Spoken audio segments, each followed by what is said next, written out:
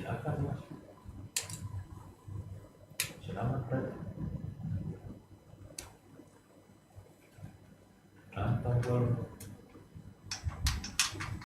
Espresso itu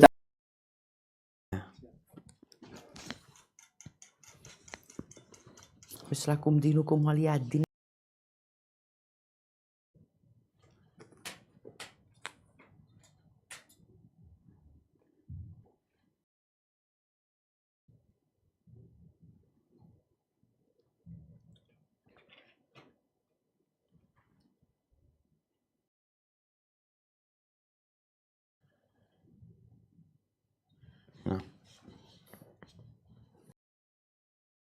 Kita sendiri setelah perang Badar. Ana juga mau libur mulai pekan depan libur, juga. Izin sama-sama.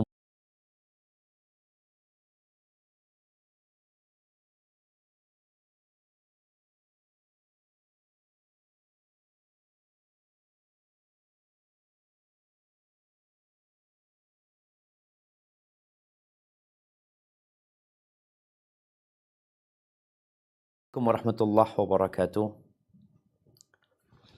Alhamdulillah. Wassalatu wassalamu ala Rasulillah amma ba'd. Ahibbati fillah. Setelah perang Badar yang Allah menangkan umat Islam. Ingat kalimat ini, yang Allah menangkan umat Islam. Karena sejatinya semua kemenangan adalah dari Allah Jalla Jalaluhu. Tatkala seorang hamba lupa bahwa kemenangan, kesuksesan, keberhasilan, pencapaian, apapun namanya, yang diraih oleh seseorang atau masyarakat atau bangsa dan negara, lupa kalau itu dari Allah, maka Allah akan melupakan mereka. Kajian kita hari ini sebenarnya akan masuk ke perang Uhud. Kita tahu di perang Uhud itu Allah memberikan kekalahan kepada umat Islam. Sebabnya apa? Ya, sebabnya kita sendiri. Tapi sebelumnya kita akan membaca tentang perang Buhran dan Sariyatu Zaid bin Harithah. Nah, tafadhal.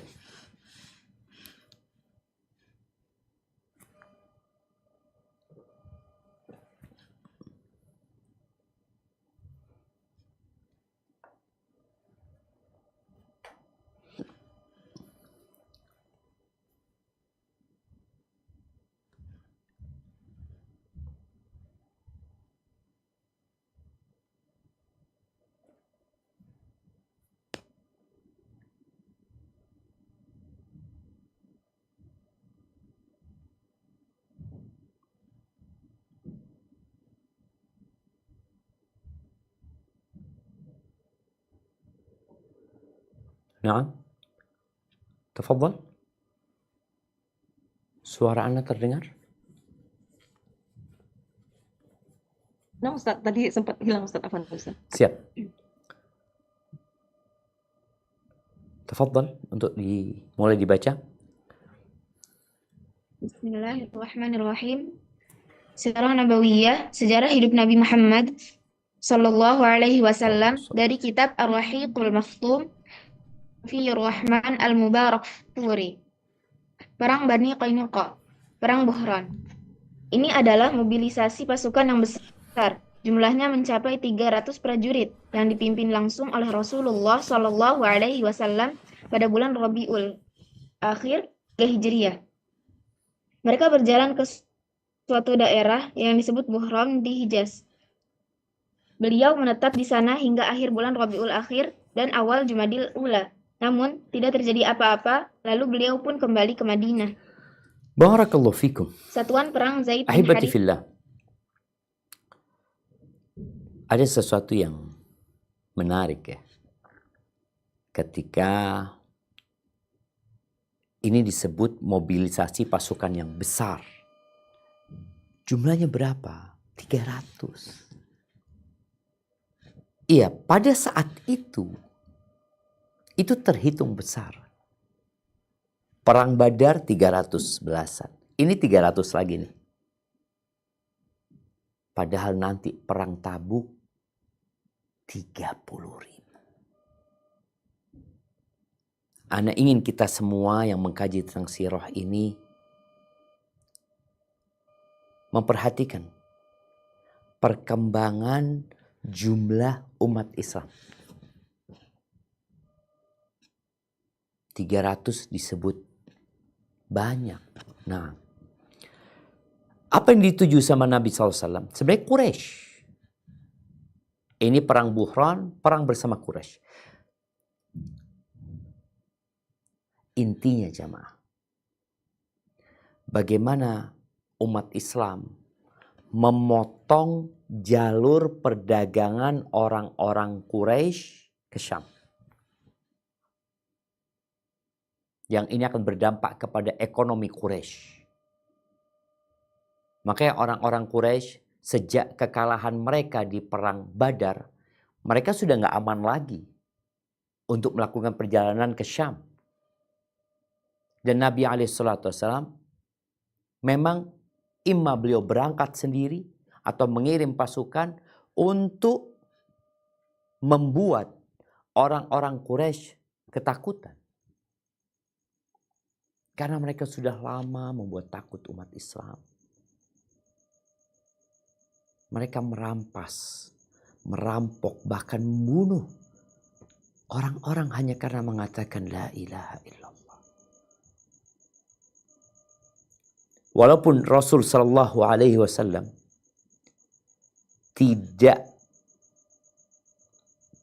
menghadapi peperangan, ya, tidak terjadi apa-apa di sana, tapi berangkatnya Nabi ke Buhron, beradanya Nabi di Buhron itu sudah merupakan pesan yang disampaikan kepada orang-orang Quraisy. Untuk mengatakan kepada mereka, kami ada.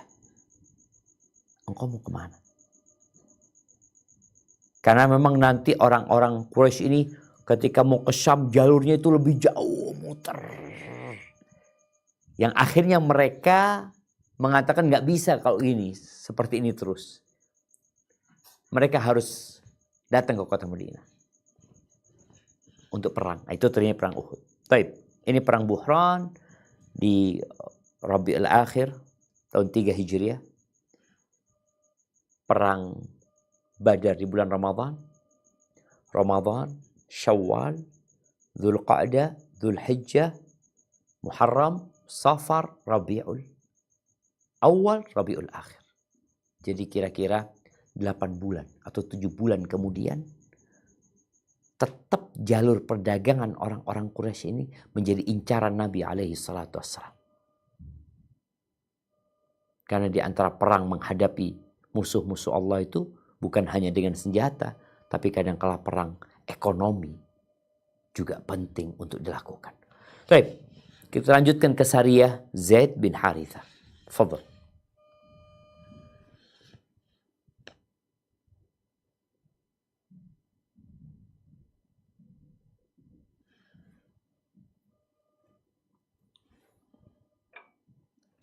Satuan Perang Zaid bin Harithah. Ini merupakan ekspedisi terakhir sekaligus yang berperan paling sukses dalam peperangan yang dilakukan oleh kaum muslimin sebelum Perang Uhud. Perang ini terjadi pada bulan Jumadil Akhir 3 Hijriyah. Rinciannya bahwa orang-orang Quraisy senantiasa dibayangi keresahan dan kegalauan pasca Perang Badar. Musim panas pun tiba, yang berarti bahwa musim pemberangkatan kafilah dagang ke Syam pun semakin dekat. Hal ini semakin menambah kegelisahan kaum musyrikin Mekah. Sofwan bin Umayyah yang ditunjuk sebagai pemimpin kafilah dagang Quraisy ke Syam berkata kepada orang-orang Quraisy, Muhammad dan rekan-rekannya pasti akan menghadang kafilah dagang kita. Kita juga tidak tahu apa yang bisa kita lakukan untuk menghadapi rekan-rekannya yang tidak akan membiarkan jalur pantai. Sementara penduduk pantai secara keseluruhan sudah terikat perjanjian dengan Muhammad. Kita tidak tahu jalur mana lagi yang bisa lewati. Bila kita hanya diam saja di sini, itu berarti modal perniagaan akan kita gunakan untuk memenuhi kebutuhan sehari-hari. Semua harta kekayaan kita akan ludes, dan tamatlah riwayat kita. Kehidupan kita di Mekah ini bergantung kepada perniagaan ke Syam pada musim panas dan ke Habasyah pada musim dingin. Kaum Barakallahu fikum. Quraisy Nah, saling tukar pendapat tentang masalah tersebut. taib. Ya. Rasul sallallahu alaihi wasallam sejak Allah menangkan di Badar itu, akhirnya beliau memang membuat perjanjian dengan qabilah-qabilah yang ada di sekitar pantai. Soalnya kalau kita lihat peta, bisa ditampakkan peta mungkin, peta Mekah, Madinah, kemudian Syam ya, di mana di jalur pantai itu Nabi SAW membuat perjanjian dengan qabilah-qabilah yang di sana untuk bersekutu, walaupun mereka nggak masuk Islam, tapi mereka tidak mengganggu Nabi SAW dan Nabi tidak mengganggu mereka. Kita lihat ya, ini jalur pantai. Oke, dibesarin yang Mekah. Kita lihat Mekah itu. Kita lihat Mekah ini. Baik, Mekah ini mereka ketika mau ke Syam naik ke atas coba. Naikkan ke atas, mereka akan melewati Madinah ya. Kemudian sampailah ke Syam. Ini kita lihat Yordania ya. Mereka harus melewati jalur pantai jemaah. Itu kondisi orang-orang Quraisy. Makanya mereka bingung. Bagaimana Safwan bin Umayyah? Karena beberapa kali mereka berusaha, ya diganggu. Bukan diganggu, artinya jalur perdagangan mereka udah gak aman lagi. Mau tidak mau mereka harus bermusyawarah. Kalau tidak, istilah orang sekarang ini akan makan dalam. Modal akan mereka makan. Di Mekah gak ada pertanian, gak ada perkebunan. Selama ini memang kehidupan orang Mekah itu, dan sejak zamannya Hashim ya. Hashim yang pertama membuat jalur dagang ya. Yang pertama ke Syam di musim panas, kemudian ke Yaman sebenarnya di musim dingin. Mereka ke Yaman. Rihlatas syita'i was-saif. Dari Yaman itu mereka tinggal nyebrang ke Habasyah. Mereka juga berdagang dengan orang-orang Habasyah. Di musim panas mereka ke Syam, di musim dingin mereka ke Habasyah. Tapi kondisi nggak memungkinkan. Karena mereka kalau tetap maksa berangkat ke Syam, mereka akan kehilangan perniagaan mereka. Dihadang oleh umat Islam, dan boleh jadi mereka nggak akan pernah pulang lagi. Tapi disinilah terjadi musyawarah ya. Antara Safwan bin Umayyah yang menggantikan posisi bapaknya Umayyah bin Khalaf. Ingat Safwan bin Umayyah ini yang hendak membunuh Nabi SAW setelah perang Uhud, setelah perang Badar, dengan mengirimkan Umair bin Wahab, dan kita tahu bagaimana akhir ceritanya. Baik. Lalu apa yang dilakukan oleh orang-orang Quraisy? Silahkan dibaca.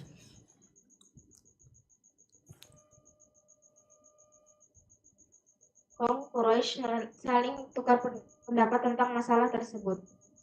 Maka Al-Aswad bin Abdul Muthalib berkata kepada Safwan, tinggalkanlah jalur pantai dan ambillah jalur Irak. Jalur Irak merupakan jalur yang sangat panjang dan jarang dilewati untuk menuju ke Syam. Dengan melewati bagian timur Madinah, Al-Aswad menyarankan Safwan mengangkat Furat bin Hayyan dari Bani Bakar bin Wa'il sebagai penunjuk jalan bagi kafilah tersebut. Akhirnya, dengan mengambil jalur inilah kafilah dagang Quraisy berangkat menuju Syam. Ternyata kabar tentang keberangkatan kafilah dagang Quraisy tersebut terdengar sampai ke Madinah. Ceritanya bermula dari Sulaid bin An-Nu'man yang telah masuk Islam dan masih berada di Mekah. Dia ikut-ikutan minum khamar bersama Nu'aim bin Mas'ud al-Ashja'i yang belum masuk Islam. Dan saat itu, khamar memang belum diharamkan. Karena pengaruh khamar, Nu'aim menceritakan secara rinci tentang kafilah dagang Quraisy yang mengambil jalur baru. Sulaid yang mendengar segera pergi menemui Nabi Shallallahu Alaihi Wasallam dan menceritakannya. Seketika itu juga, beliau mempersiapkan pasukan yang terdiri dari 100 prajurit berkendara yang dipimpin Zaid bin Haritha. Zaid mempercepat perjalanan agar menghadang kafilah secara tiba-tiba. Zaid bersama satuan pasukannya menetap di Qordah dan dapat menguasai kafilah dagang Quraisy. Sofwan sama sekali tidak mampu tahankan kafilah dagangnya. Tidak ada pilihan lain baginya serta rombongannya, kecuali melarikan diri tanpa mampu melakukan perlawanan apapun. Bahkan, pemandunya Furat bin Hayyan tertawan dalam kejadian ini. Ada yang berpendapat bahwa masih ada 2 orang yang tertawan bersamanya. Kaum muslimin berhasil membawa harta rampasan yang jumlahnya sangat banyak, terdiri dari pundi-pundi emas dan perak, yang nilainya mencapai 100.000. Rasulullah Shallallahu Alaihi Wasallam membagi harta rampasan itu kepada setiap orang dari satuan perang, setelah mengambil seperlimanya. Kemudian Furat bin Hayyan masuk Islam di hadapan beliau. Tentu Barakallahu saja fikum. kejadian ini merupakan bencana besar Iya, yang menimpa Quraisy. jamaah rahimakumullah. Kalau Allah menetapkan sesuatu, maka Allah akan memudahkan sebab-sebabnya. Bagaimana orang-orang Quraisy akhirnya memikirkan mengambil jalur Irak. Kalau kita melihat jalur Irak itu panjang sekali. Tapi itu harus mereka lakukan. Demi untuk bertahan hidup. Dan jalur itu, rencana itu rahasia. Nggak ada yang tahu. Kecuali ya yang ikut bermusyawarah pada waktu itu. Bagaimana Sulaid yang bergabung dengan orang-orang yang minum khamar akhirnya mendengar. Sekali lagi jamaah, serahkan semua kepada Allah Azza wa Jalla. Naam ya Allah. Kita serahkan sama Allah. Biar Allah yang ngurusin. Bagaimana akhirnya Nabi SAW yang awalnya nggak tahu, yang awalnya sudah berusaha beberapa kali dan selalu gagal, dapat informasi. Dan orang Quraisy nggak tahu kalau bocor. Makanya mereka nggak bisa apa-apa. Karena memang yang membawa kafilah itu nggak bawa pasukan. Karena pikirnya aman. Akhirnya ini merupakan kerugian besar yang menimpa Quraisy. La yanfa'u hadarun min qadar. Ketika berhati-hati tidak berguna. Di saat takdir sudah ditentukan.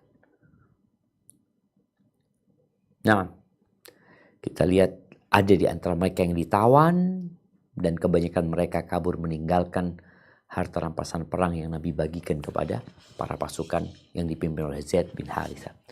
Baik, silakan dilanjutkan.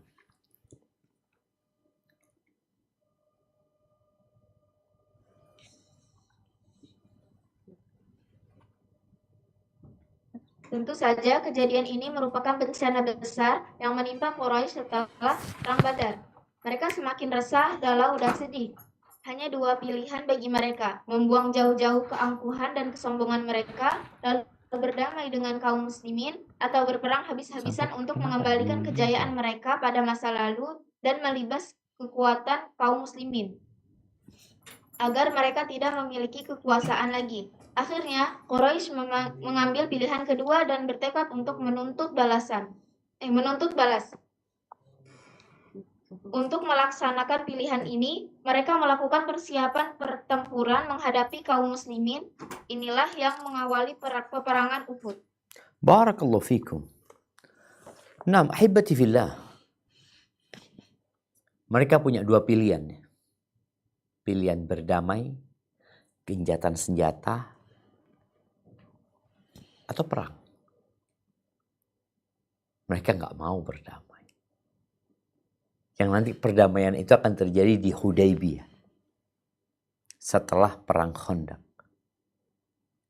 Tapi di saat selesai perang Badar, mereka masih belum mau mengakui eksistensi umat Islam dan keberadaan mereka. Maka mereka berpikir, kita harus fight. Dia perang. Perang dengan siapa? Dengan umat Islam. Kita datengin umat Islam di kampungnya mereka. Kalau perang Badar kan terjadi di jalan. Kemudian tadi berkaitan dengan syariahnya Zaid bin Harithah itu terjadi di jalan juga.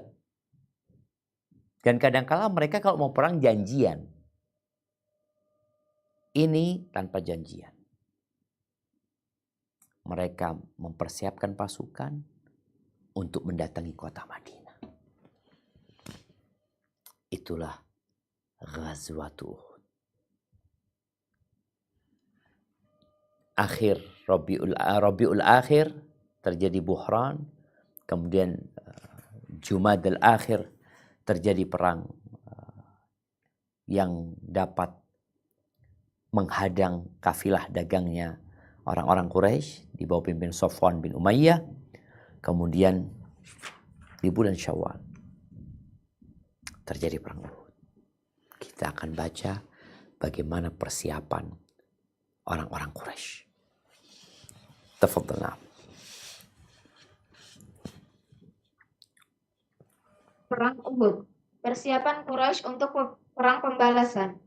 Mekah terbakar oleh api kemarahan terhadap orang-orang Muslim atas kekalahan mereka di perang Badar dan terbunuhnya sekian banyak pemimpin dan bangsawan mereka saat itu.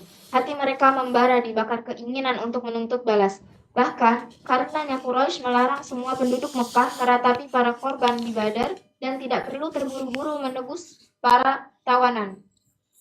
Hal ini bertujuan agar orang-orang Muslim tidak merasa di atas angin, karena mengetahui kegundahan dan kesedihan hati mereka. Setelah perang Badar, semua orang Quraisy sepakat untuk melancarkan serangan habis-habisan terhadap kaum muslimin agar kemarahan mereka bisa terobati dan dendam kesumat mereka bisa terbalaskan. Mereka menggelar persiapan untuk terjun ke kancah peperangan serupa. Di Barakallahu antara fikum. pemimpin Quraisy yang paling Nah. antusias pada Taib, kita lihat kalau bicara sakit hati mereka sejak selesai perang Badar. Tapi dengan berjalannya waktu, mereka semakin kesakitan hati. Udah kalah perang, pamornya turun, ekonomi mereka terancam. Apalagi kejadian Sariyatu Zaid bin Harithah yang dapat mengambil dan menguasai dagangan orang-orang musyrikin yang senilai 100.000 dirham mungkin. Ya 100.000 dirham kira-kira 10.000 dinar, uang yang tidak sedikit jemaah. Maka mereka menyepakati harus perang, harus mendatangi kota Madinah. Nah, di sini disebutkan bagaimana mereka supaya tidak semakin terhinakan. Ada larangan menangisi yang mati di Badar, ya. Jadi dilarang juga untuk terburu-buru menebus tawanan. Ahibati fillah, di antara doa yang Nabi ajarkan kepada para sahabatnya, beliau mengatakan, Allahumma inni a'udzubika min jahdil bala wa darakis syaqa wa su'il qadha wa syamatatil a'da. Ini yang keempat nih. Aku berlindung darimu ya Allah, aku berlindung kepadamu ya Allah dari syamatatil a'da. Syamatah itu artinya senangnya musuh dengan musibah yang menimpa kita. Orang kalau benci sama kita, orang kalau memusuhi kita, lalu kita terkena musibah, oh dia akan gembira banget. Dia akan bersorak. Dan sorakan orang ini, kegembiraan dia membuat orang yang kena musibah ini semakin sakit hati. Maka kenapa mereka melakukan itu? Ya agar musuhnya nggak semakin gembira. Mereka semakin buntung orang-orang Quraisy ini. Kalau terlihat menangis dan bersedih. Udahlah pura-pura nggak sedih. Barakallahu fikum. Nah, lanjutkan.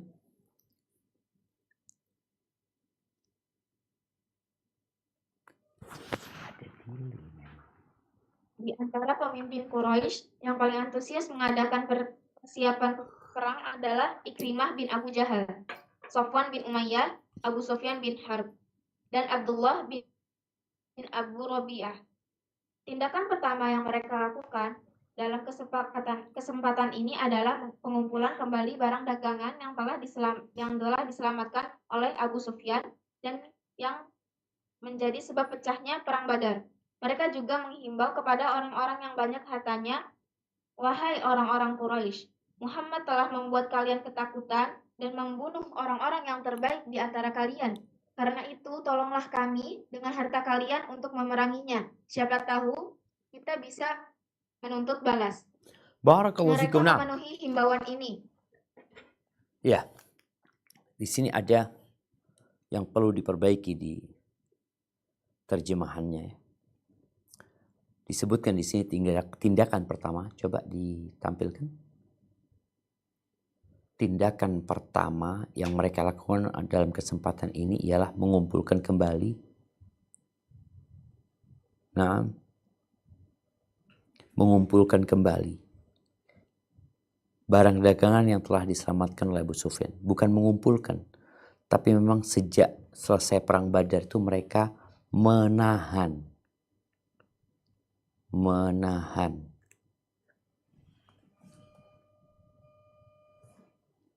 barang dagangan atau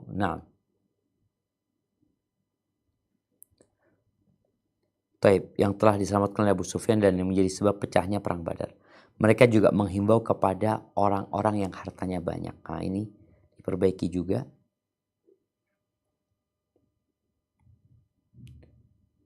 Mereka juga menghimbau, mereka menghimbau kepada orang-orang yang hartanya, bukan yang banyak hartanya, tapi yang hartanya ada dalam dagangan tersebut.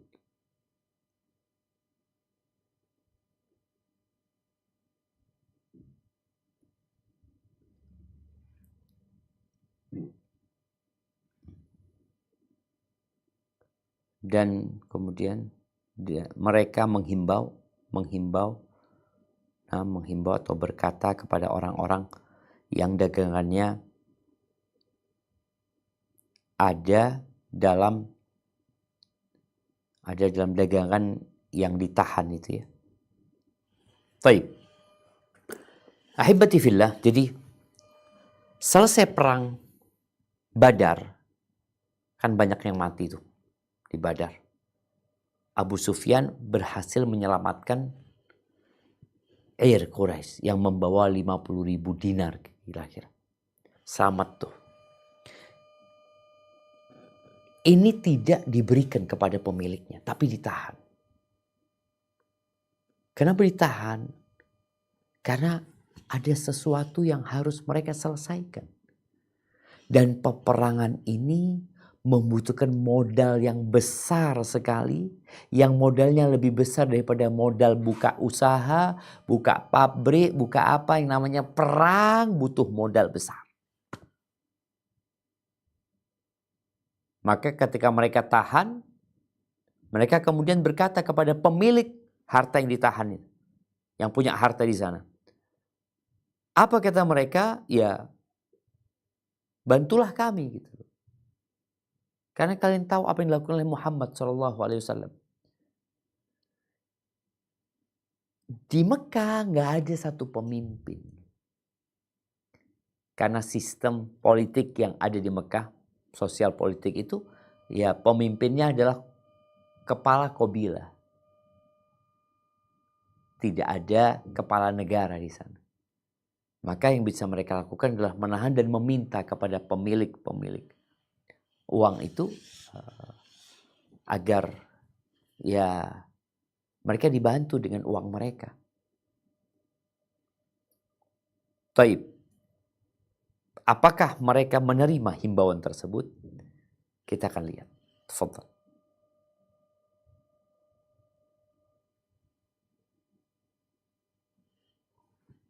Mereka memenuhi himbauan ini hingga terkumpul 1.000 unta dan 1.500 dinar. Berkaitan dengan hal ini, Allah menurunkan ayat. Taib, sebelum dibaca ayatnya, ya jemaah, memang sekali lagi belajar dari buku terjemahan itu agak berat ya. Disebutkan di sini fa'ajabu lidzalik. Mereka memenuhi himbauan ini. Terus apa yang dilakukan? Ini terjemahannya hingga terkumpul ya. Enggak. Faba'uha. Hingga terkumpul, sebelumnya ditambahin, lalu mereka jual barang dagangan itu.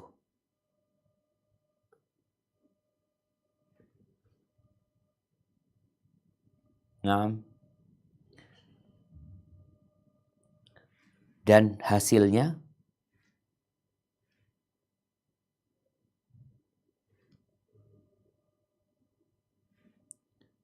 terkumpul, nah di sini. Dan hasilnya terkumpul 100 onta dan 50.000 dinar, bukan 1.500. Ana bacakan di bahasa Arabnya, kanat alfa ba'irin wal mal 50.000 dinar. Jumlah dagangannya itu adalah 100 tadi, 1.000 ekor onta dan 50.000 dinar. Baik, silakan dilanjutkan.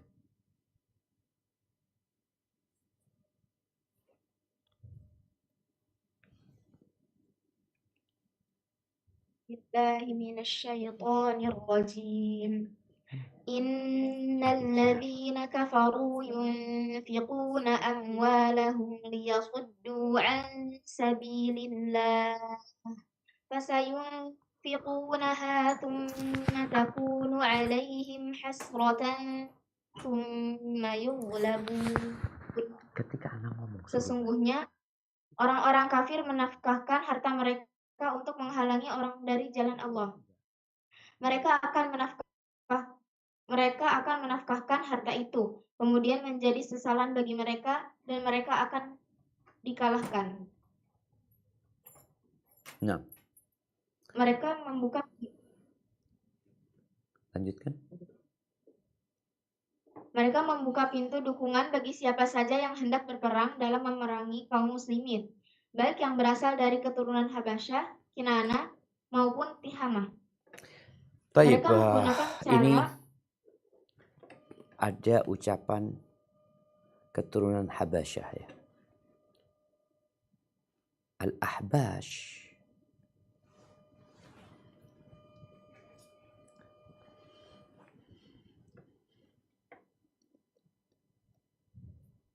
Ini orang-orang yang tinggal di kota Mekah sebenarnya.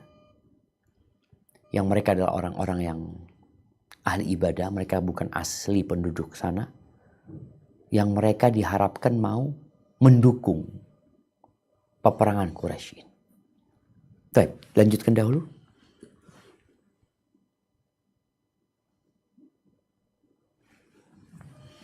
Mereka menggunakan segala cara untuk membangkitkan semangat orang-orang. Bahkan Safwan bin Umayyah membujuk Abu Azzah, seorang penyair yang tertawan pada waktu perang Badar, Kemudian dibebaskan Rasulullah Shallallahu Alaihi Wasallam tanpa tebusan apapun, dengan syarat dia tidak boleh memerangi beliau lagi dalam bentuk apapun. Sofwan membujuknya agar menggugah semangat berbagai kabilah untuk memerangi kaum muslimin. Dia berjanji jika Abu Azzah kembali dari perang dalam keadaan selamat, dia akan memberinya harta yang melimpah. Jika tidak, anak-anaknya akan mendapat perlindungan. Maka Abu Azzah bangkit membakar semangat berbagai kabilah dengan syair-syairnya. Barakallahu fikum. Nah, ahibati fillah. Media yang paling ampuh pada waktu itu adalah syair. Jadi kalau kita melihat kenapa di sini Abu Azzah ini dibujuk sama Sofwan bin Umayyah untuk membuat syair-syair yang isinya mengompori orang-orang Quraisy dan orang-orang Arab yang terikat dengan perjanjian Quraisy agar mereka mau balas dendam. Karena syair ini kata-kata yang mudah dihafal dan kita tahu bangsa Arab bukanlah yang suka membaca dan menulis. Maka syair yang dihafal ini akan mudah untuk tersebar. Orang ini dengar, disampaikan ke fulan, terus. Abu Azzah ini dibebaskan tanpa syarat, dibebaskan tanpa tebusan oleh Nabi SAW. Karena memang dia orang yang gak mampu, maka Nabi SAW membebaskan. Tapi dengan syarat untuk tidak memerangi beliau. Dalam bentuk apapun. Tapi karena Sofwan membujuknya, lalu ditawarin fulus, ditawarin jaminan untuk hidup dia dan keluarganya, maka Abu Azzah berubah. Lupa dengan janjinya. Lupa dengan budi baik Rasul SAW. Dia pun akhirnya mengompori kabilah-kabilah itu untuk bersatu padu melawan Nabi SAW. Nah, tafadhal.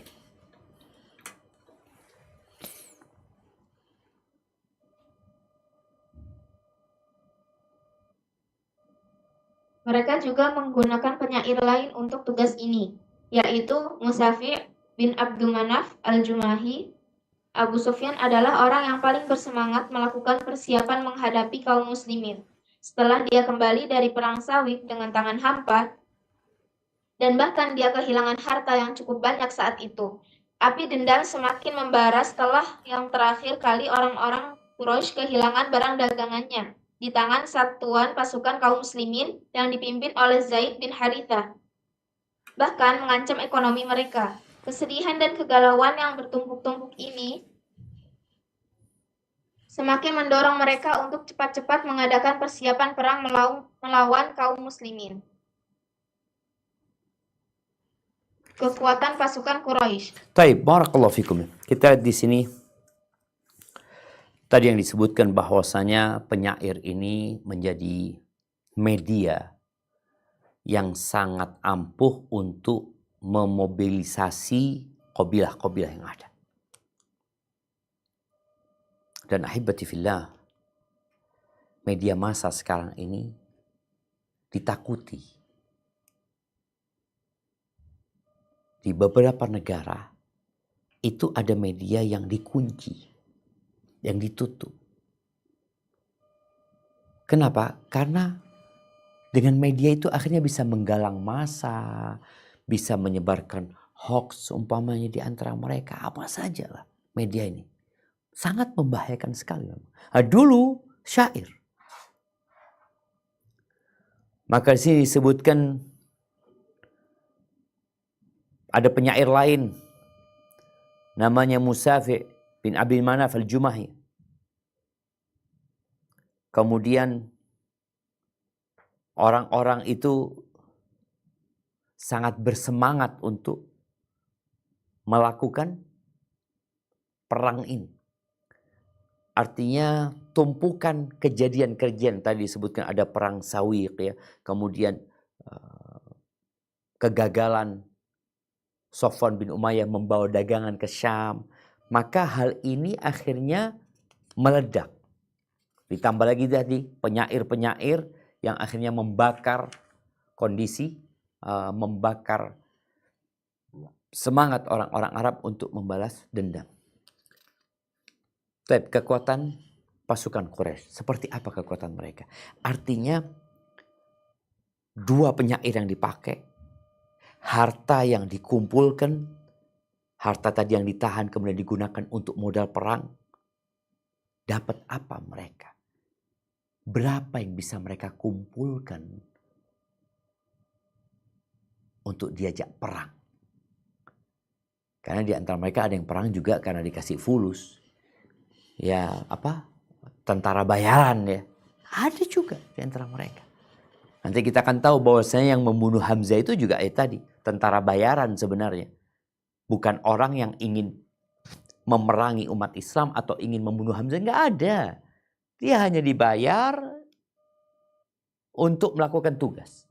Berbeda dengan umat Islam ketika perang. Mereka bukan dibayar. Tapi mereka, ya kalau bukan dibayar si umat Islam. Apa bayarannya? Surga Allah. Bagi yang mati syahid. Dan bagi yang tetap hidup, Allah berikan kemenangan kepada mereka. Barakallahu fikum. Naam, tafadhal. Kekuatan pasukan Quraisy. Setelah genap setahun, persiapan mereka benar-benar sudah matang. Tidak kurang dari 3.000 prajurit Quraisy bersatu dengan sekutu-sekutu mereka dan kabilah-kabilah kecil. Para pemimpin Quraisy berpikir untuk membawa serta para wanita. Setelah hal ini dianggap bisa memompa semangat mereka, adapun jumlah wanita yang diikut sertakan ada 15 orang. Hewan pengangkut dalam pasukan Mekah ini berjumlah 3.000 unta. Penunggang kudanya sebanyak 200 yang disebar di sepanjang jalan yang dilaluinya. Pasukan yang dilengkapi dengan baju besi adalah 700 orang. Komando tertinggi dipegang oleh Abu Sufyan bin Harith. Komandan pasukan penunggang kuda dipimpin oleh Khalid bin Al-Walid. Dengan Ikrimah bin Abu Jahal sebagai asistennya. Bendera perang sendiri diserahkan kepada Bani Abduddar. Barakallahu fikum. Naam ahibati fillah, inilah kekuatan yang bisa dihimpun oleh orang Quraisy. Jadi di halaman sebelumnya 457 tadi disebutkan di alinea kedua setelah ayatnya, bisa ditampakkan.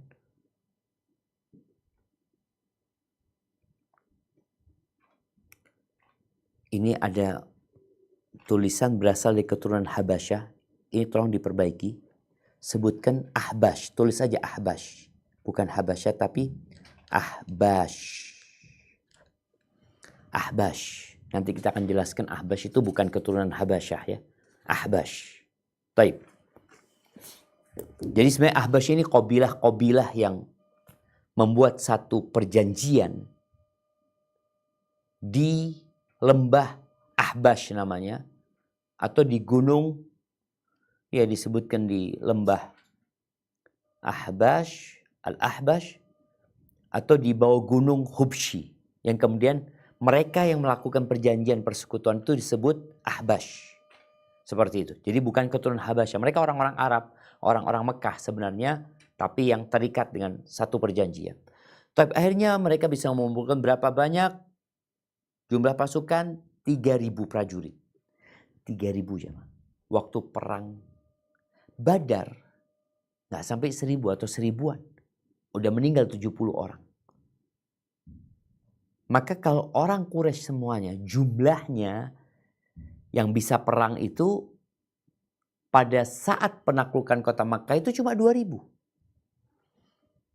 Nabi SAW membawa 10.000 pasukan menuju ke Hunain, ditambah 2.000 dari penduduk Mekah. Itu ketika penaklukan kota Mekah. Ini peristiwa di tahun ketiga. Jadi 5 tahun sebelum Fathu Makkah. Jumlah mereka nggak banyak. Terus kok bisa jadi 3.000? Ya tadi.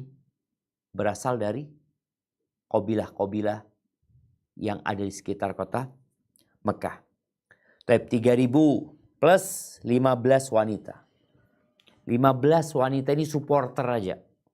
Bukan tentara, bukan prajurit. Mereka supporter. Biasanya kalau orang main basket atau main apa, ada yang tim horenya ya, yang menyorakin ini itu. Ya 15 orang ini bukan ahli perang, mereka cuma menjadi supporter. Taib, 3.000 orang ini dibawa oleh apa jemaah? Disebutkan 3.000 orang ini naik 3.000 ekor onta. Kemudian 200 kuda. Berarti kan 3.020 seharusnya. Hanya saja tadi onta-onta ini sebagian bawa barang. Bawa perlengkapan. Jadi ada yang dinaikin, ada yang bawa perlengkapan, ada yang bawa makanan. Karena mereka membutuhkan waktu yang cukup lama dari kota Mekah ke kota Madinah. Sehingga mereka disebutkan membawa 3.000 ekor onta. Kemudian ada 200 pasukan berkuda.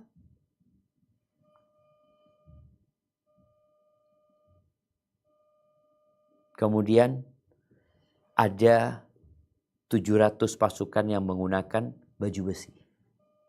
Baju besi itu mahal ya.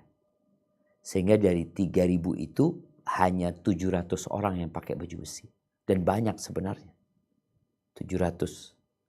Ya seperempat lah atau kurang dari seperempat yang pakai baju besi. Kudanya 200. Kemudian 700 pakai baju besi. Yang kalau bicara baju besi ini matinya agak terlambat karena mereka ketika ditebas ya nggak langsung mati. Ketika mereka dipanah kadang-kala kena dadanya yang pakai besi sehingga tidak membuat mereka tewas.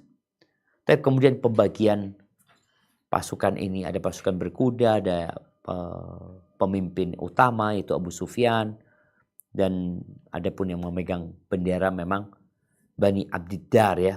Mereka memang tugasnya selama ini memegang benderanya Quraisy. Barakallahu fiik. Taib. Dilanjutkan.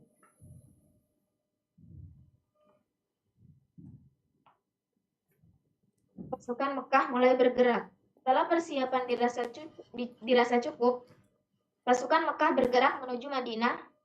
Hati mereka bergolak karena dendam, kesumat, dan kebencian yang ditahan sekian lama. Siap diledakkan.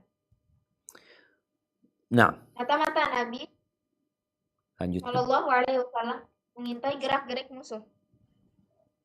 Al-Abbas bin Abdul Muthalib yang masih menetap di Mekah terus memata-matai setiap gerak-gerik orang Quraisy dan persiapan militer mereka. Setelah pasukan berangkat, Al-Abbas mengirim surat kilat kepada Nabi Shallallahu Alaihi Wasallam yang berisi kabar secara rinci tentang pasukan Quraisy. Utusan Al-Abbas segera pergi untuk menyampaikan surat tersebut dan mampu menempuh perjalanan mereka dan Mekah dan Madinah hanya dalam waktu 3 hari. Dia menyerahkan surat ini kepada Rasulullah Shallallahu Alaihi Wasallam saat beliau berada di Masjid Quba.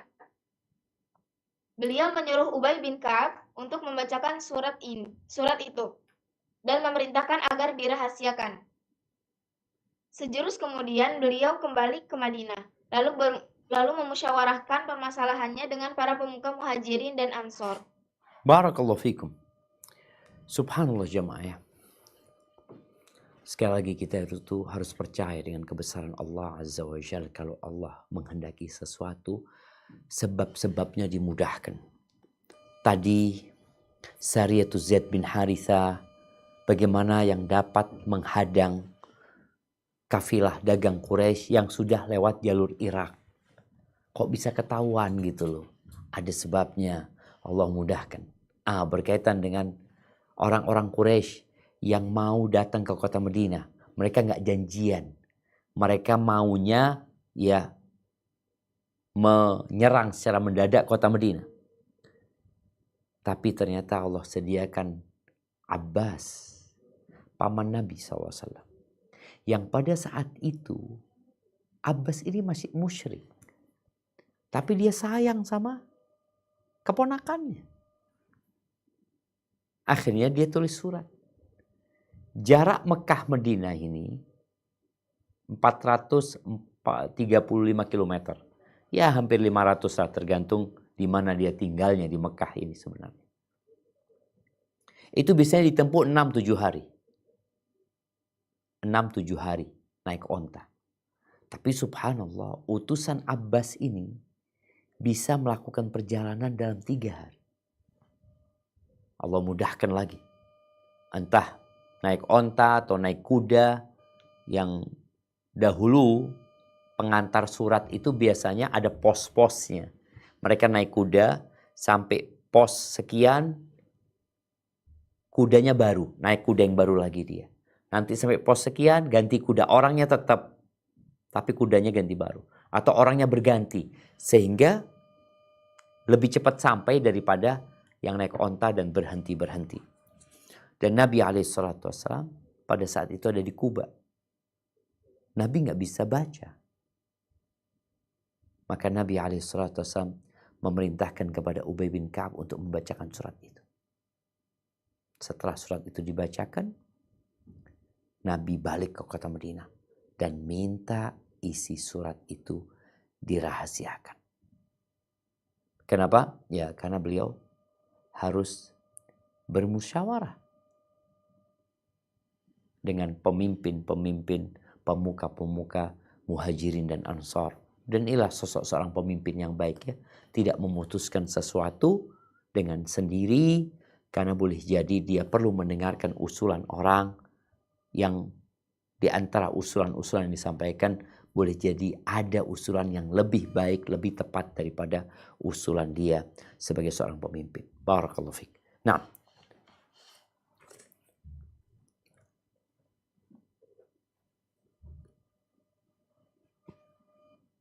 Persiapan kaum muslimin menghadapi kondisi darurat. Madinah dalam keadaan siaga 1.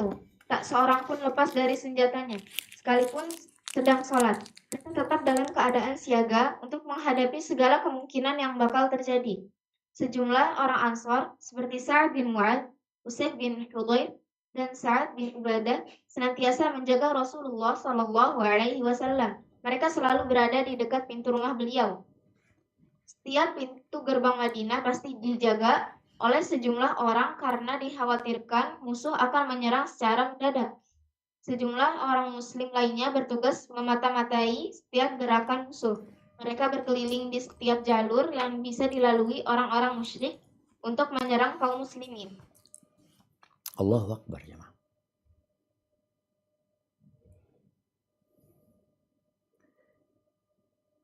Kita itu kalau baca yang seperti ini, kita jadi bersyukur atas nikmat keamanan yang kita rasakan. Bagaimana Rasul SAW dan para sahabatnya, mereka merasakan ketidakamanan dan ketidaknyamanan. Mereka nggak tahu sudah sampai mana pasukan musuh ini. Jumlahnya besar. Karena Abbas memerincikan tentang persiapan dan kekuatan orang-orang Quraisy bersama sekutu-sekutu. Jumlahnya nggak sedikit. Bagaimana para sahabat Nabi sibuk bergantian menjaga Rasul SAW. Pintu-pintu masuk kota Madinah dijagai. Allah Azza wa Jalla mengatakan wala nabluwannakum bisyai'in minal khawf. kami benar-benar akan menguji kalian dengan sedikit rasa takut. Rasa takut inilah yang menyebabkan aktivitas itu dilakukan. Yang sebelumnya mereka tenang-tenang saja, yang sebelumnya mereka itu keluar menyerang orang-orang Quraisy, menghadang kafilah orang-orang Quraisy, kok sekarang mereka yang harus menanti diserang. Baik. Dan betul, tahu-tahu pasukan musuh tiba dan sampai ke kota Madinah. Tafadhal.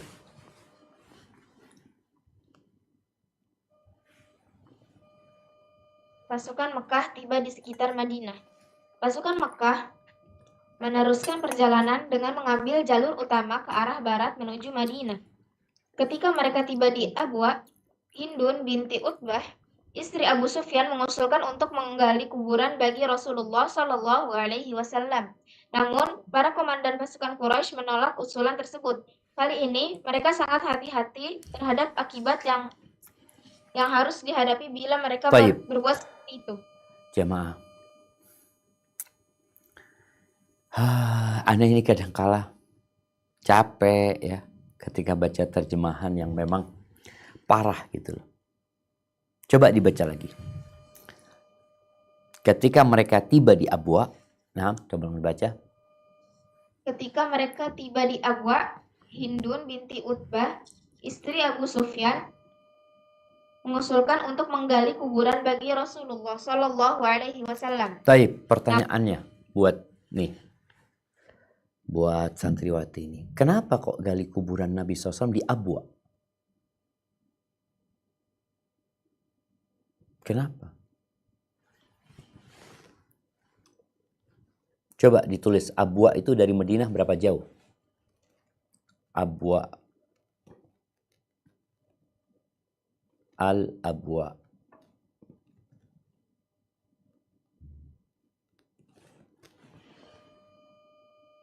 Nih.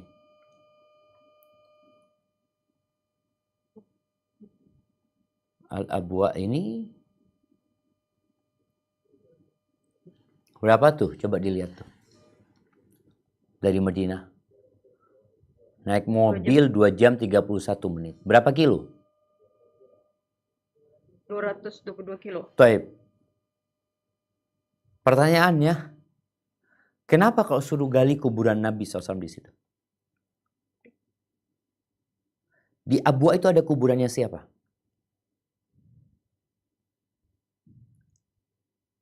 Ada kuburannya siapa? Ibunda Nabi SAW. Jadi terjemahannya yang salah. Hindun binti Utbah ini mengusulkan untuk menggali kuburan ibunda Nabi. Ini tadi yang ngomong salah terjemahan itu.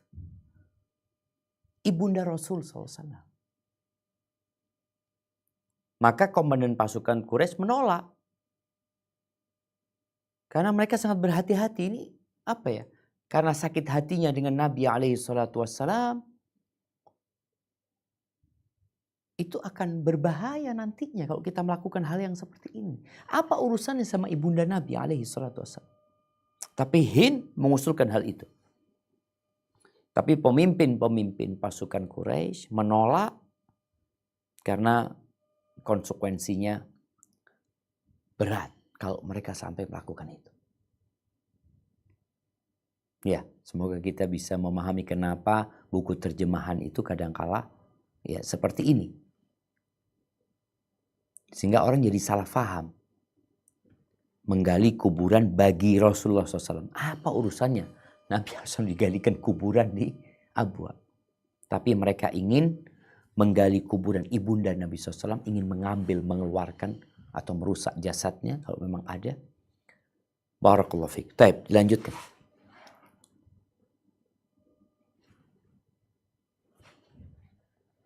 Namun, jadi bukan menggali, mungkin diganti, bukan menggali ya. Bahasanya apa? Membongkar mungkin. Apa bahasanya kalau bongkar kuburan? Iya, membongkar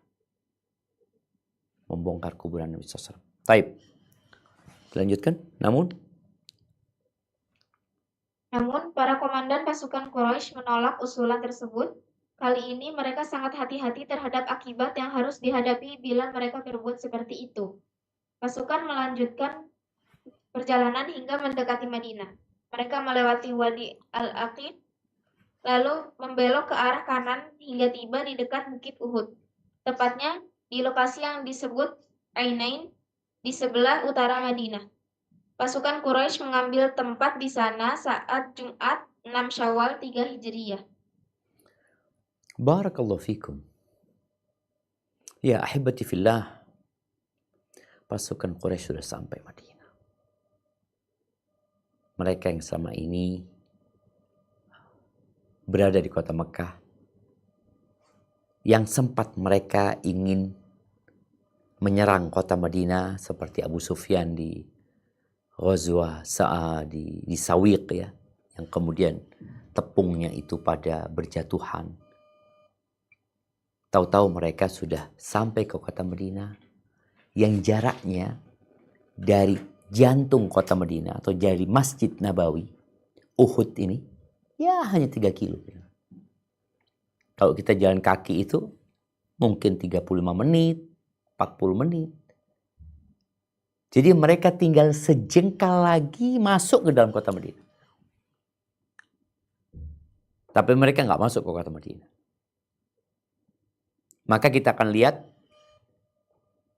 pada pertemuan yang akan datang insya Allah tentang sikap umat Islam menghadapi pasukan ini. Bagaimana Rasul SAW mengajak para sahabat bermusyawarah. Ini juga pelajaran penting buat para pemimpin ya. Ada beda memang antara pemimpin dan bos ya, atau atasan yang kadang-kala dia hanya memerintah saja, tidak pernah mengajak anak buahnya untuk berpikir, menyelesaikan masalah. Barakallahu fiik, analisa kita masuk ke sesi tanya jawab ya.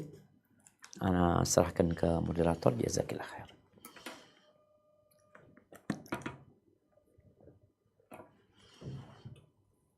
Ustaz, jazakumullah khairan Ustaz. Ana baca pertanyaan yang masuk Ustaz. Assalamualaikum warahmatullahi wabarakatuh. Waalaikumsalam warahmatullahi wabarakatuh. Ustaz Hafizakallah, izin bertanya, dalam kisah perang Uhud ini disebutkan betapa semangatnya orang Quraisy hingga menyumbangkan 1000 unta dan 1500 dinar Ustaz.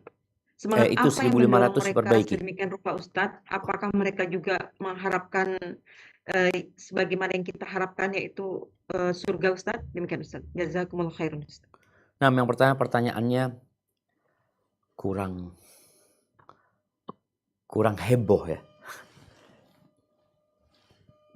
Kan disebutkan di buku tadi anak katakan ada salah terjemah juga. 1500 dinar. Yang betul berapa? Yang betul berapa dinar? Nah, 50.000 ya. 50.000.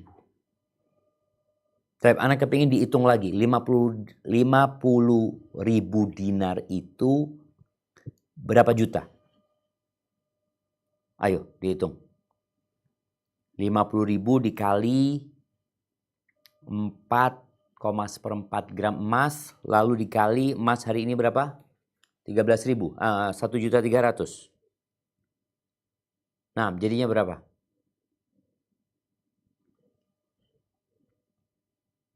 276 M ya Ustaz? Nah, sekitar itu kan? Iya Ustaz. 276 miliar. Bayang. Kenapa mereka melakukan itu? Apakah mereka berharap hari akhir? Enggak. Banyak di antara mereka yang nggak percaya dengan hari kiamat. Makanya sampai cerita bagaimana salah satu di antara mereka membawa tulang, kemudian dihancurin, dibuang ke depan Nabi SAW. Mengatakan, man yuhyil idhama wa hiya ramim. Ya. mereka menanyakan, nggak percaya mereka dengan hari kiamat. Terus kenapa mereka melakukan itu? Seperti yang kita lihat sekarang, orang-orang kafir, orang-orang musyrikin, yang mereka mungkin punya jiwa sosial yang besar sekali. Sumbangannya Bill Gates berapa, sumbangannya ini berapa, sumbangan ini berapa. Apa sih yang mereka cari? Yang mereka cari syahwat. Syahwat aja untuk kesenangan mereka. Mencari dunia mereka. Dan itu yang terjadi sama orang-orang musyrikin. Mereka melakukan ini semua untuk balas dendam, untuk agar mendapatkan ketenangan untuk jalur perdagangan mereka. Artinya dunia yang mereka inginkan. Karena mereka memang tidak beriman dengan hari akhir, hari dibangkitkannya manusia. Ada orang-orang yang beriman dengan hari akhir tapi salah keimanan mereka. Ada yang berpikir semakin kaya di dunia, semakin kaya di akhirat nantinya umpamanya. Kita tahu bagaimana Fir'aun membangun piramid-piramid yang merupakan kuburan-kuburan mereka. Karena mereka ada kepercayaan nanti ada kehidupan lagi gitu loh. Bagaimana kekayaan itu mereka pindah ke piramid tersebut. Bagaimana budak-budaknya juga dimatikan ya. Disuruh mati bareng di sana. Sehingga nanti Fir'aun ini tetap punya pelayan di sana. Karena mereka tidak beriman kepada Allah dan hari akhir. Maka pentingnya beriman kepada Allah dan hari akhir. Kepada Allah dan hari akhir. Ada orang-orang beriman kepada Allah tapi salah juga keimanan. Orang-orang musyrikin kalau ditanya siapa yang menciptakan langit dan bumi? Allah. Loh, terus kenapa kalian menyekutukan Allah gitu? Barakallahu fiik. Mungkin seperti itu. Wallahu a'lam bishawab. Nah, Ustaz, jazakumullah khairan Ustaz. Pertanyaan selanjutnya Ustaz, pertanyaan masuk. Assalamualaikum warahmatullahi wabarakatuh Ustaz. Waalaikumsalam warahmatullahi wabarakatuh. Ustadz, saya memiliki teman yang terkadang bersikap aneh, Ustadz. Tiba-tiba menangis di kelas dan melantur hal-hal yang aneh. Dan seringkali mengatakan bahwa dirinya terkena penyakit mental, Ustadz. Sebenarnya bagaimana menyikapi penyakit mental yang saat ini ramai di kalangan Gen Z? Apakah ini berkaitan dengan jauhnya ia dari Allah dan Al-Quran, Ustadz? Demikian, Ustadz. Jazakumullah khairan, Ustadz. Allahu Akbar ya. Bicara penyakit mental ya. Nasallallahu al-afiyah ya. Nasallallahu al-afiyah. Ketika seorang itu hidup dengan handphonenya. Kan sekarang dunia itu ada di genggaman kita. Kita kadangkala pagi ini hidup di Jerman. Nanti zuhur hidup di Amerika. Nanti sore hidup di Madagaskar. Kemudian malam baru balik ke Jakarta. Jadi dia hidup bukan di tempatnya. Dia tidak hidup di tempatnya. Hal inilah yang membuatkan orang itu ingin menjadi orang lain. Tidak menjadi diri sendiri. Dia melihat kepada hal-hal yang dia inginkan tapi dia tidak bisa mencapainya umpamanya. Kemudian dia melakukan banyak hal yang tidak berguna, tidak bermanfaat. Akhirnya mentalnya sakit. Apa yang harus dilakukan? Mengurangi interaksi dengan media. Karena Ana masih ingat ya. Ana pernah baca berita. Siapa aktornya Spider-Man?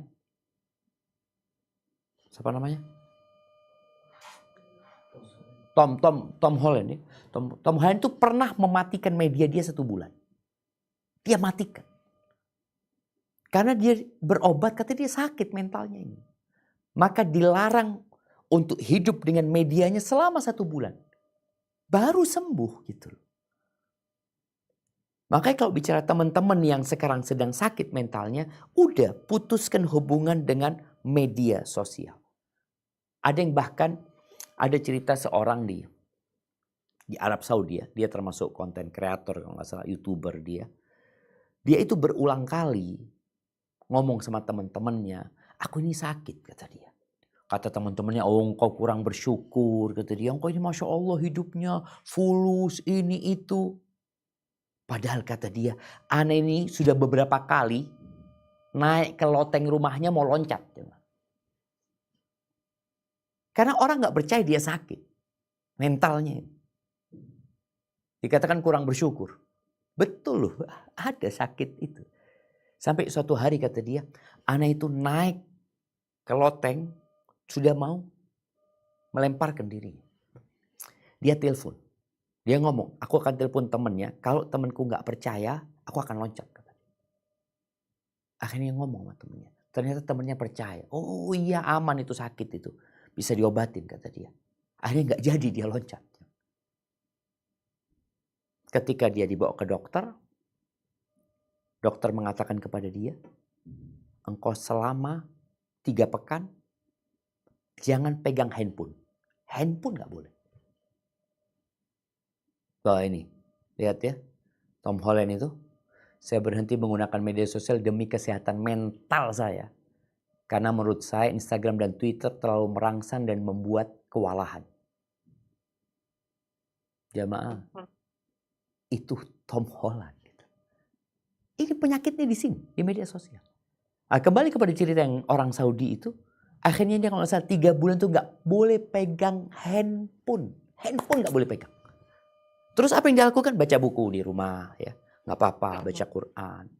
Ada hal-hal yang bermanfaat yang perlu dia lakukan. Ditinggalkan di handphone. Karena terus terang handphone ini kita hidup di dunia mana kita nggak tahu dengan handphone ini. Sedangkan yang di depan mata kita nggak lakukan, tugas-tugas kita tidak kita kerjakan. Maka akhirnya dia tinggalkan handphonenya. Setelah itu baru boleh telepon, bas cuma WA dia berhubungan.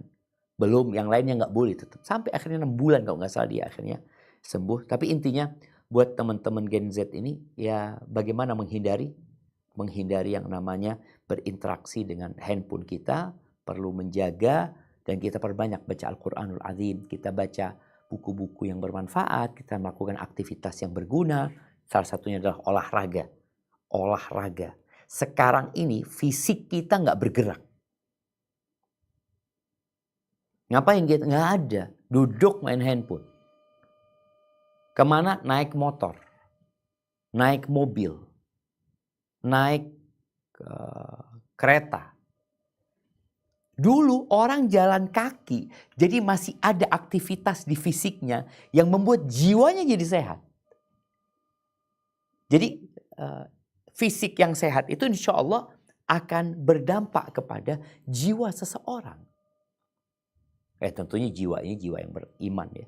Tadi aktivitasnya kalau bisa tadi penggunaan motor dikurangin juga. Yang bisa jalan kaki ya. Mudah-mudahan dengan seperti itu ya Allah jadikan kita lebih sehat ya. Dan buat teman-teman yang sedang merasa sakit, kalau memang kau harus konseling ya. Tapi kalau engkau mungkin nggak punya fulus mau ke psikiater ini macam-macam, sudah handphonenya ditaruh. Lakukan aktivitas yang lain, titipkan, taruh di mana sehingga engkau nggak punya handphone, kau akan tahu indahnya hidup. Hadza wallahu a'lam bissawab. Nah. Insya Allah Ustaz, jadi ingat masa-masa kecil dulu ya Ustaz ya. Nggak ditemukan di zaman sekarang Ustaz. Betul, sekarang anak-anak sudah nggak merasakan kenikmatan sebenarnya mereka. Kasian. Ustaz, pertanyaan selanjutnya Ustaz. Assalamualaikum warahmatullahi wabarakatuh. Waalaikumsalam warahmatullahi wabarakatuh. Nah. Ustaz, sebagai seorang wanita, jodoh itu dicari atau ditunggu ya Ustaz? Dalam keadaan pihak wali perempuan tidak mampu untuk mencari Ustaz. Demikian Ustaz. Jazakumullah khair. Mohon nasihat Ustaz. Masya Allah, barakallahu fikum ya. Ya jodoh itu ditunggu dan dicari. ditunggu dan dicari. Sebenarnya mencari itu tidak harus dengan kita menawarkan diri. Boleh jadi mencari itu lewat jalur langit ya. Dan jalur langit ini jangan pernah diremehkan ya. Ketika seorang mencari jodoh dengan meminta kepada Allah Azza wa Jalla, dengan memohon kepada Sang Pencipta, dengan berlepas diri, apalagi tadi ngatakan orang tua anak gak bisa nyarikan anak, ya udah engkau minta carikan sama Allah Azza wa Jalla. Minta terus doa. Subhanallah jamaah. Imam Syafi'i pernah mengatakan, atahza'u bid-du'a'i wa tazdarihi. Apakah engkau mengolok-olok doa dan engkau meremehkannya? Atahza'u bid-du'a'i wa tazdarihi wa ma tadri bima sana'ad du'a'u sihamul layli la tukhti walakin laha amadun walil amadin qida'u. Doa itu anak panah di malam hari yang gak pernah meleset. Kita sering mana meleset, gak kena ya, jauh dari sasaran ya. Usaha kita sering seperti itu. Tapi yang namanya doa itu gak pernah meleset.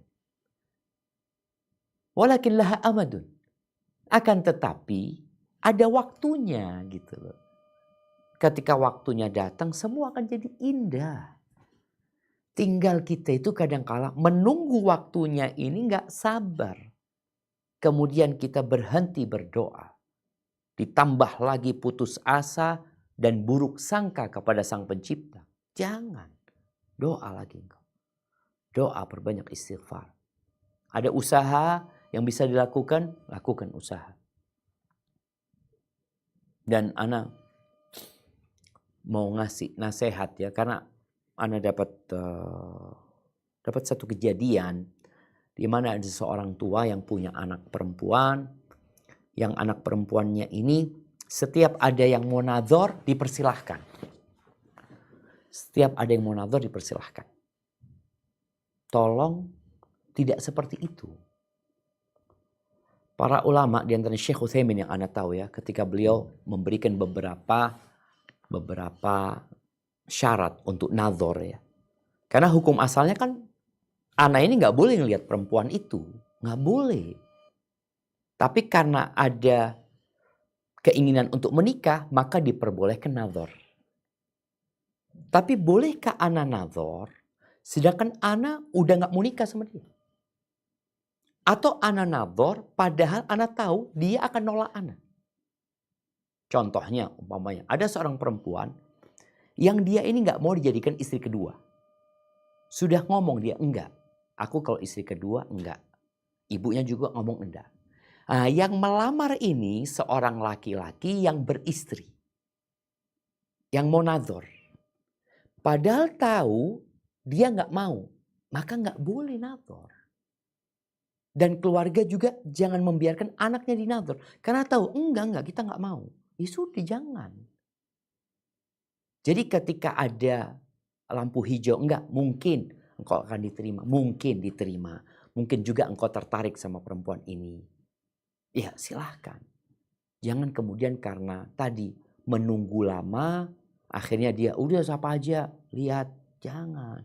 Kemudian fotonya jangan disebarkan kemana-mana, akhirnya dikirimkan kemana-mana. Yang belum tentu orang yang dikirimi itu mau menikahi atau keluarga juga mau menerima dia. Tolong pastikan terlebih dahulu. Karena nadzor ini sebenarnya dilarang. Kita disuruh menundukkan pandangan. Kecuali ada keperluan di sana, ada hajat. Karena hajat itulah kemudian diperbolehkan. Ya itu, dan berbaik sangka sama Allah ya. Allah itu maha baik sama kita. Nah.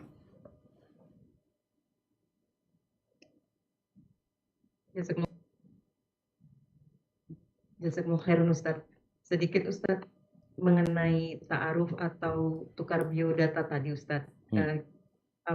Sekiranya kita seringkali ini Ustaz Ana menjumpakan permintaan seorang ikhwan itu Ustadz, menginginkan wanita yang tinggi, putih gitu Ustadz. Nah, Kadang Ana sudah baca itunya, sudah mikir ya Allah, apa namanya, sedemikian spesifiknya gitu Ustadz. Minta nasihatnya Ustadz. nah, ahibati fillah, nggak apa-apa sih. Artinya sebenarnya ketika dia minta seperti itu, jadi kita tahu. Mamanya dia mintanya tinggi putih. Yang mau kita tawarkan, nah ini nyambung dengan tadi yang Anda sampaikan. Yang mau kita tawarkan nggak tinggi, nggak putih. Ya udah, nggak perlu kita tawarin ke dia. Nggak perlu dia nador, nggak perlu, sudah. Engkau maunya kayak gitu, oh, nggak ada. Sudah. Dan ahibati fillah, orang itu memang bebas memilih. Nabi alaihissalatu wassalam ketika menyampaikan tunkahul mar'atu li arba, perempuan dinikahin karena 4 perkara. Karena memang itulah kecenderungan manusia. Orang umpamanya, aku mau cari yang putih, tinggi, tapi hafal Al-Quran. Seperti itu. Boleh, tapi penekanannya jangan putih tingginya gitu loh. Hafal Qurannya. Umpamanya dia adalah seorang penuntut ilmu umpamanya. Jadi boleh-boleh saja sebenarnya Ummu Dea ya. Ketika orang-orang mencari karena dia yang mau menikah, dia yang mau menjalani kehidupan ini. Anak ini jadi ingat waktu kita di Medina. Kita masih bujangan-bujangan dulu. Ngobrol lah, antum mau nikah sama yang kayak apa? Wah, anak yang kayak gini macam-macam. Ada satu mengatakan, anak mau nikah pokoknya dokter. Anak mau nikahin seorang dokter. Anak nyeletuk waktu itu, enggak, anak gak mau sama dokter, kata dia. Loh, kenapa, kata dia? Aduh, nanti ngurusin pasien, gak ngurusin anak. Nah, ngomong seperti itu. Jadi memang syabab-syabab ini, pemuda-pemuda ini punya kriteria yang dia inginkan. Tapi Nabi SAW menekankan yang agamanya. Jadi kalau Ummu Dea ada yang tadi yang minta seperti itu, ya sudah, kalau memang ada, alhamdulillah. Kalau nggak ada ya minta maaf. Mungkin kita ke pertanyaan terakhir, Ummu Dea. Fadhli, barakallahu fikum. Assalamualaikum warahmatullahi wabarakatuh, Ustaz. Waalaikumsalam warahmatullahi wabarakatuh. Pertanyaannya 2 gimana nih, Ustaz? Tafadhali, na'am. Ustaz Hafizahullah Ta'ala. Pertanyaan pertama, segala sesuatu yang ada di permukaan bumi ini adalah Allah sudah tentukan sebelum kita diciptakan. Pertanyaan Ana, dari sekian banyak perang-perang yang Rasulullah jalani, tentu tidak akan Allah beritahu sampai segala sesuatunya sesuai dengan ketentuan ya Ustaz. Seperti contohnya yang seperti di Al-Badr itu kan Ustaz ya. Semua ada juga yang Allah beritahu kalau Rasulullah akan memenangkan perang Badar. Yang kedua mengenai doa apabila kita mengalami kesulitan, tapi ada beberapa yang Ana paham, ada yang mengucapkan la haula wala quwwata illa billah, ada yang banyak istighfar, ada yang Allah maftah. Pertanyaan untuk yang Allah maftah ini kesulitan seperti apa ya Ustaz? Syukran Ustaz. Masya Allah, barakallahu fikum. Naam, ahibati fillah ya. Ketika Allah memberitahu Nabi SAW, di sini akan terbunuh Abu Jahal. Di sini tempatnya Umayyah bin Khalaf. Di sini tempatnya Syaibah. Di sini tempatnya Walid. Nabi nunjuk. Tapi apakah kemudian para sahabat santai? Enggak. Jadi usaha tetap dilakukan. Bahkan pada waktu perang Badar itu, Nabi SAW itu angkat tangan berdoa, minta sama Allah. Sampai mengatakan, ya Allah, kalau kelompok ini, kalau jamaahku ini, sahabat-sahabatku ini, habis terbunuh, engkau gak akan disembah lagi di muka bumi. Jadi ini yang perlu kita miliki jamaah. Abu Bakar dapat informasi, dia masuk surga. Umar juga kayak gitu. Apakah kemudian informasi itu membuat mereka jadi bersantai ria? Enggak. Mereka tahu dan kenal sama Allah Azza wa Jal. Dan orang yang paling kenal sama Allah itu orang yang paling takut sama Allah Azza wa Jal. Jadi yang dapat tadi semua sudah Allah takdirkan, kemudian ada yang Allah informasikan kepada Nabi SAW, tapi hal itu tidak menghalangi kita untuk berusaha dan berupaya. Adapun bicara ketika kita dalam kesulitan, kita baca apa? Baca apa saja. Baca apa saja. Ala bidzikrillah tatmainnul qulub. Semua bentuk zikir mengingat Allah itu akan membuat hati kita jadi tenang. Mau baca subhanallah walhamdulillah wa la ilaha illallah Allahu akbar. Kita mau baca tadi la haula wa la quwata illa billah. Kita mau baca Allahumma ftah li ya fattah, apa aja. Kita mau ingat dengan firman Allah, inna ma'al usri yusra, fa inna ma'al usri yusra, dengan harapan ya Allah menguatkan hati kita akan ada kemudahan. Kita menumbuhkan optimisme di diri kita, minta sama Allah Subhanahu wa taala.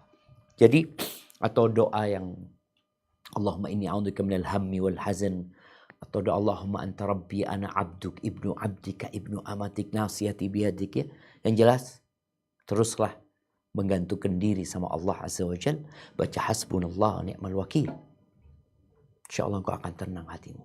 Dan ketika ada bisikan-bisikan buruk, katakan a'udzubillahi minasyaitonir rajim. Barakallahu fiik, itu yang dapat Anda sampaikan, kurang lebihnya mohon maaf. Subhanakallahumma bihamdika asyhadu an la ilaha illa anta astaghfiruka wa atubu ilaik. Wassalamualaikum warahmatullahi wabarakatuh.